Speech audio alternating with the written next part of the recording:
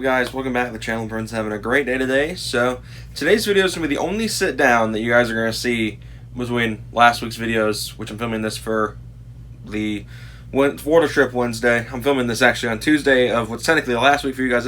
Lots of like time traveling going on around here.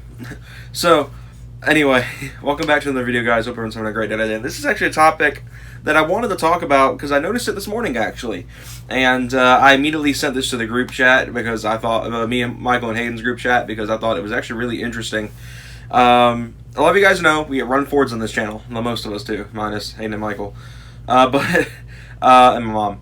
But you guys know this is a Ford family here in this channel. All of us probably, most people that watch these videos probably have a Ford of some sort, whether it be a Explorer Sport Track, a Mustang, an Explorer, F-150s, everything in between, and Rangers.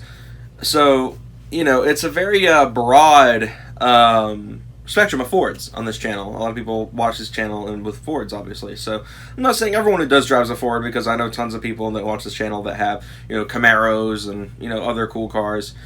So that is right away just something that stands out to me, is that this channel is revolved around Ford. And I actually just now learned about this. I don't know how long this has been going on actually, but there's actually a class action lawsuit against Ford over the MT-82 transmission. Now you guys know right away, the MT-82 is become the modern interpretation of the old found on road dead jokes, from the early 2000s when Ford was kind of going through a dark age.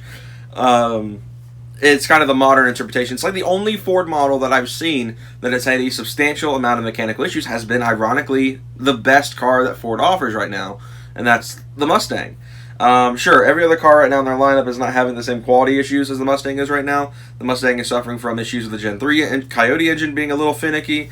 I've seen several people go through several long blocks, getting the typewriter tick. I've seen people getting, transmission issues, obviously, with the MT-82 4D. So I mean, it's the current model of the Mustang, that was introduced in 18, it's been quite a 50-50 chance when you get one. You either get a really good one or you get a really bad one. Obviously the 10 or 80 cars seem to be doing just fine, minus the aforementioned Gen 3 Coyote issues. I believe those are still plaguing them. And I think in the 2019-2020 model year, Ford finally got a hold of everything outside of the transmission issues. The main issue of the 4D trans is they moved to aluminum shift forks, so very weak shift forks that like to break, which obviously creates lots of issues when you are power shifting. And the lawsuit comes from the fact that Ford switched from Trimit to Getrag. Getrag is the company that manufactures the MT-82. And Getrag apparently doesn't have that great of a reputation in terms of transmission building. I believe the MT-82 apparently was designed for lower powered cars, and they just threw in the Mustang. So I mean, I wouldn't say Getrag's completely to blame for this, but Ford definitely didn't help the situation very much by putting a transmission that was only really made for lower powered cars into a car that has 400 base horsepower. If you're talking as far back as 2011 when the MT-82 was first introduced, it's fine with a 3.7. The 3.7 can handle that power in the MT-82 perfectly fine. Sure, there's still glass cannons, and if you start putting power down in the 3.7, they're going to have issues.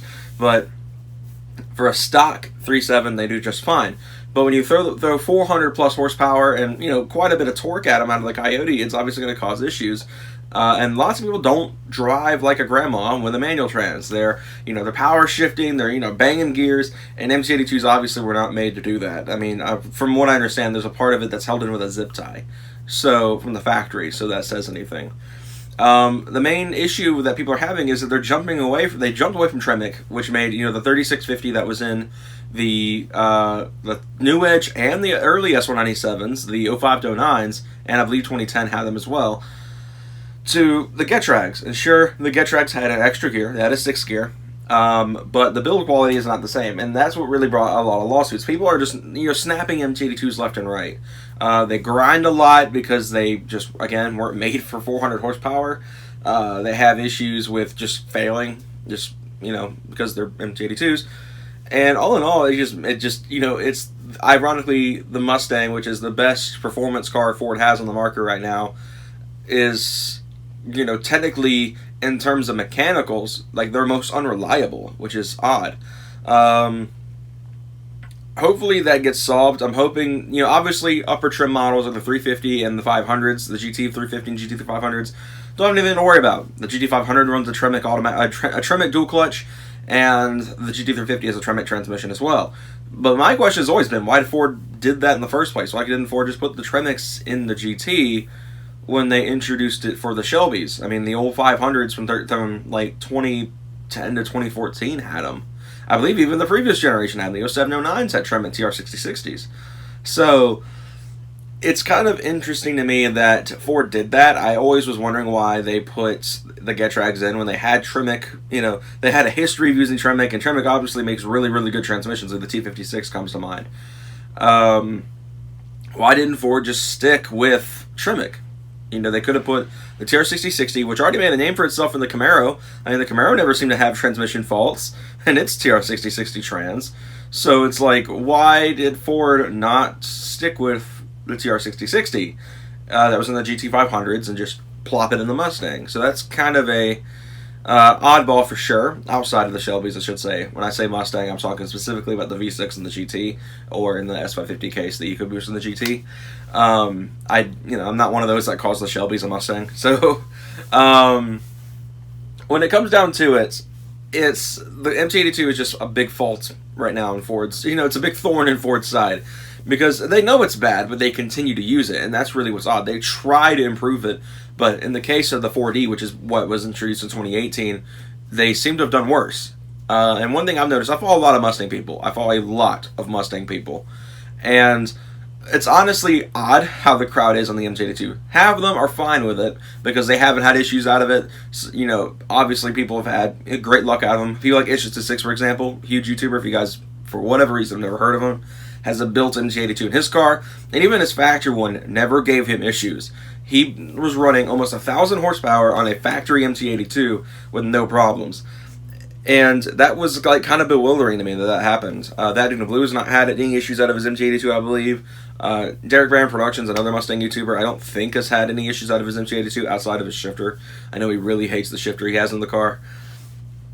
And then obviously there are people that have blown them out like crazy. LS Eater, a very popular Mustang Instagram guy, has gone through 2 MT-82 40s and then wound up just saying screw it and put a T56 in it. Murder50, another Mustang Instagram person, went T56. And that's kind of the funny thing right now, is the T56 is becoming the swap for 18s and pretty much any Mustang, really, that has the MT-82 factory. They're going for T56s because it's longer gearing, which means more speed, as well as more reliability. These T56s are bulletproof. They don't break like the MT-82s do. So, at the end of the day, I think Ford had this coming. I think they should have learned right away from like the first 2 years of the Coyote and 3.7's existence that the Getrag was not a great transmission option. And they should have just gone back to Tremec. I don't know why Ford didn't just go back to Tremec. I don't know if maybe there was some sort of like contract between them and Getrag for that they would build the transmission for the Mustang for X amount of years, and maybe that's why they're still using MT-82s to this day, despite them being notoriously unreliable. And I'm not sure. I really, that's my theory, is that if the main reason they're still using the MT-82 is probably a contract thing. I'm willing to bet. They're probably just, Ford's probably getting paid by Getrag to be like, hey, use our transmissions in your Mustang, and even with the reliability issues. Ford, I'm pretty sure, had a service bulletin over the MT-82 recently. Not a recall, but like a service bulletin that, hey, these shift forks kind of suck. So, who knows what happens there. But Ford has this class action lawsuit in their hands, and I'm willing to bet that how the community is going to show out. I'm willing to bet tons of people are going to get in on this. In the Mustang community that have had MT-82 issues. Obviously, they'll fight for it. They'll be like, the MT-82 kind of sucks. That's why built MT-82s are kind of the thing to do right now. Built MT-82s or T56 swaps, TR60 swaps. There's just so many swaps right now that people are doing on Mustangs that don't revolve around MT-82s. So I'm curious to see how this is going to go. I'm going to keep my eye on this for sure. Probably won't make any other videos on this because I don't own a Mustang personally. My dad does, but I don't own one personally, so I don't have first-hand experience with the MT-82, but someone I know does, and that's Hayden. Hayden's driven 2 MT-82 cars, and I know even he says they don't feel good. He actually compared it to my Logitech G920, If you guys have never used a G920 wheel setup with the shifters, oh, they're bad. So, at the end of the day, the MT-82 is probably Ford's biggest fail of the last 10 years. I mean, they've done some great things. I mean, the Coyote engine has proven to be quite a monster of an engine. The Voodoo engine is very high tech. I mean, it's the only, so far to my knowledge, American flat plane crank V8.